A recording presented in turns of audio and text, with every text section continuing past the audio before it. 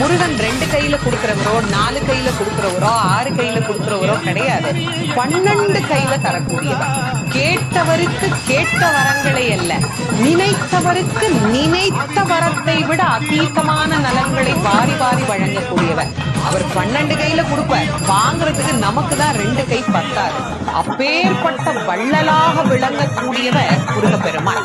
அவர் வள்ளல்னா பக்கத்துல இருக்கிற அம்மா சும்மா கிடையாது, அவள் வள்ளி. இவர் 1 கொடுத்தா அந்த அம்மா 2ஆ கொடுங்கன்னு வாழாம். அப்படி கணவனும் மனைவியும் போட்டி போட்டுக்கிட்டு நமக்கு கொடுக்க தயாரா இருக்கிறாங்க. வாங்குவதற்கு நாம் என்ன செய்ய வேண்டும்?